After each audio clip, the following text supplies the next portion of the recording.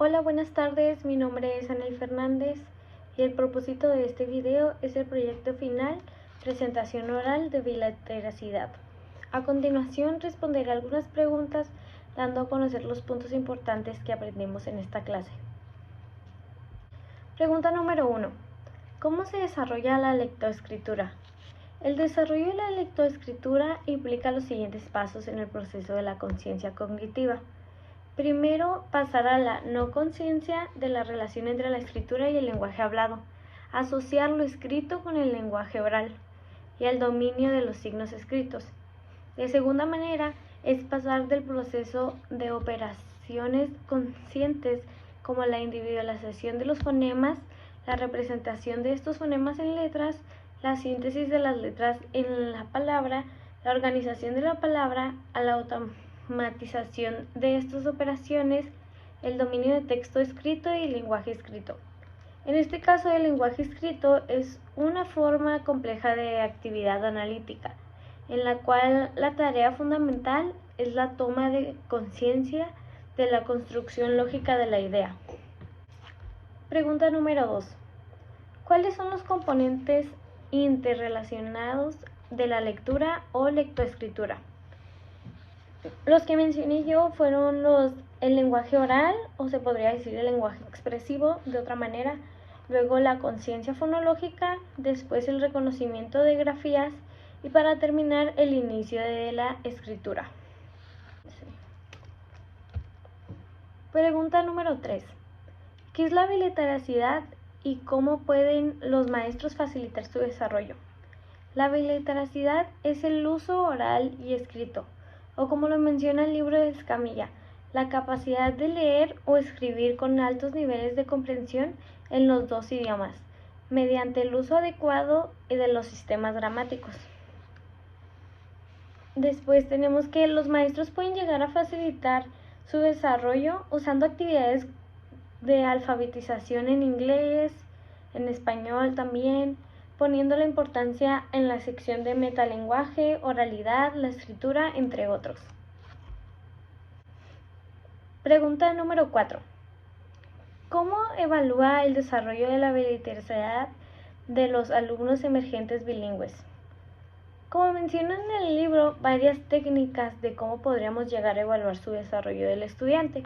Un ejemplo es el hacer que los estudiantes escriban dos párrafos, uno en inglés y el otro en español. Y con esta actividad como maestros debemos de realizarla al principio del ciclo escolar, a mediados del ciclo escolar y a finales. Con esto podemos llegar a observar cuáles son las fortalezas del estudiante y además cuáles son sus áreas de oportunidad. Pregunta número 5. Si un estudiante tiene dificultad con la decodificación, ¿qué puedes hacer? Y con la fluidez, con la comprensión, hacer una guía con textos que puedan ser controlados en la parte de decodificar. Con la fluidez es dividiendo el texto en frases cortas que tengan sentido para que sea más fácil para ellos leerlos, y además en la comprensión, en cada párrafo o lectura completa, hacer un cuestionario al final de la actividad para ver si el estudiante lo comprendió. O así como a veces se hacen en lecturas como en Read Aloud, las maestras llegan a hacer preguntas mientras lo están realizando. Con esto vemos si el estudiante está en un buen camino o si en realidad está pensando en otra cosa o está haciendo otra actividad. Pregunta número 6. ¿Qué es importante incluir en la planificación de una lección de biliteracidad? Es importante incluir las dos secciones de los dos idiomas. Como lo realizamos en nuestro trabajo final, me llamó mucho la atención porque en ninguna clase había visto cómo dividían el lesson plan en los dos idiomas, y la verdad está muy interesante porque pues es en lo que nos vamos a enfocar. También podemos buscar estrategias de cada uno de ellos, de los idiomas, como en los TICs de ELAR y SLAR, ya que como sabemos la mayoría de los estudiantes llegan a dominar también un idioma más que el otro. Esto llega a ayudarnos como maestros y además ayudar a los padres de familia y al estudiante. Una actividad que nos podría ayudar a incluirla sería como así se dice o el dictado, Después tener objetivos claros y instrucciones detalladas. 7.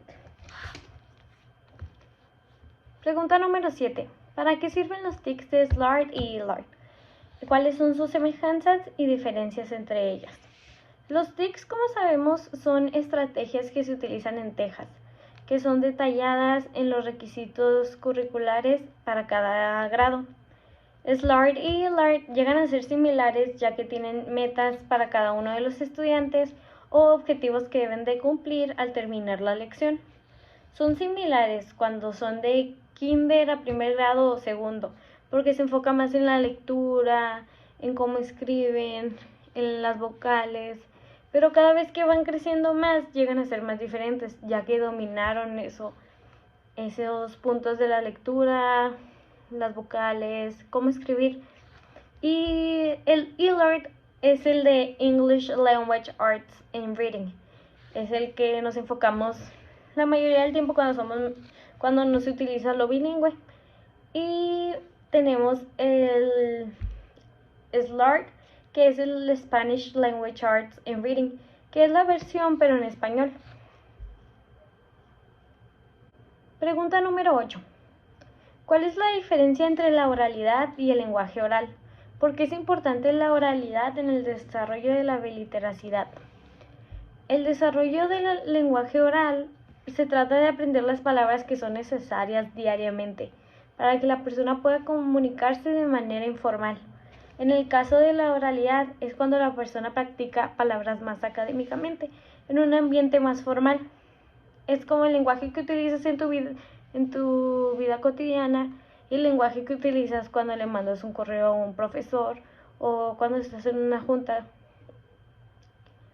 Una clave para aprender estos puntos de manera fácil: oralidad, académico; oral, habitual. Y es importante para el desarrollo de la biliteracidad, ya que son uno de los 4 dominios esenciales para el desarrollo efectivo. Pregunta número 9. ¿Qué es el dictado? ¿Cuál es su propósito? ¿Y en qué debes de pensar cuando estás planeando dictado en español e inglés? El dictado es un método de escritura diseñado para usarse en los 2 idiomas. Su propósito es para refinar sus habilidades de lenguaje, así como nos debemos de enfocar en enseñar el contenido, la ortografía, la gramática, entre otros. Pregunta número 10. ¿Qué significa el hacer conexiones interlingüísticas? ¿Por qué es importante el concepto dentro de la enseñanza y desarrollo de la biliteracidad? Las conexiones interlingüísticas significa crear una conexión entre los 2 idiomas, o sea, el inglés y el español. Y son importantes ya que vemos cómo los estudiantes tienen la capacidad del idioma, del uno del otro, y además permite que los estudiantes desarrollen sus conocimientos. Pregunta número 11.